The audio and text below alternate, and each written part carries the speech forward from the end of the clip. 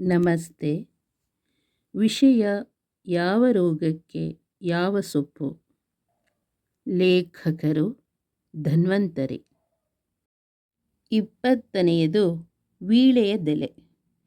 ತಾಂಬೂಲ ರೂಪದಲ್ಲಿ ಸಾಮಾನ್ಯವಾಗಿ ವೀಳೆಯದೆಲೆಯನ್ನು ಮೆಲ್ಲುವುದು ರೂಢಿ.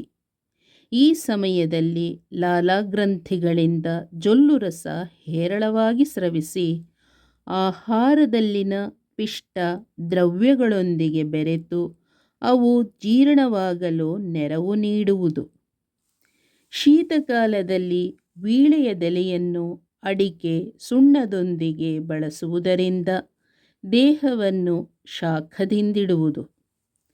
ಬಾಯಿಂದ ಬರುವ ದುರ್ಗಂಧವನ್ನು ದೂರ ಮಾಡುವುದಲ್ಲದೆ ಹಲ್ಲು ಒಸಡುಗಳಿಗೆ ಶಕ್ತಿ ನೀಡುವುದು.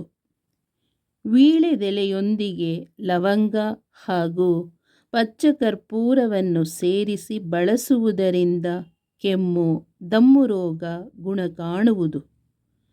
ವೀಳೆದೆಲೆಯೊಂದಿಗೆ ಕರಿಮೆಣಸು ಹಾಗೂ 1 ಹರಳಿನಷ್ಟು ಉಪ್ಪು ಸೇರಿಸಿಕೊಂಡು ತಿನ್ನುವುದರಿಂದ ಕಫ ದೋಷವು ನಿವಾರಣೆ ಆಗುವುದು.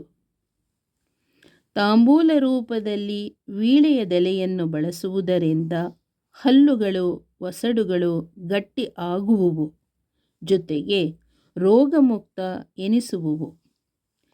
ಚಾಕು ಬ್ಲೇಡು ಇಂತಹ ಹರಿತವಾದ ಆಯುಧಗಳ ಅಲುಗು ತಗುಲಿ ಗಾಯ ಆಗಿದ್ದರೆ ವೀಳೆಯದೆಲೆಯನ್ನು ನಿಂಬೆರಸದೊಂದಿಗೆ ನುಣ್ಣಗೆ ಅರೆದು ಲೇಪಿಸಿದರೆ ಬೇಗ ಗುಣ ಆಗುವುದು. ಮಗುವಿಗೆ ಹೊಟ್ಟೆ ಉಬ್ಬರ ಆಗಿದ್ದರೆ ಹರಳೆಣ್ಣೆ ಸವರಿದ ವೀಳೆಯದೆಲೆಯನ್ನು ಬಿಸಿ ಮಾಡಿ ಹೊಟ್ಟೆಯ ಮೇಲೆ ಶಾಖ ಕೊಡುವುದರಿಂದ ಉಬ್ಬರ ಇಳಿಯುವುದು. ನಮಸ್ತೆ, ಧನ್ಯವಾದಗಳು.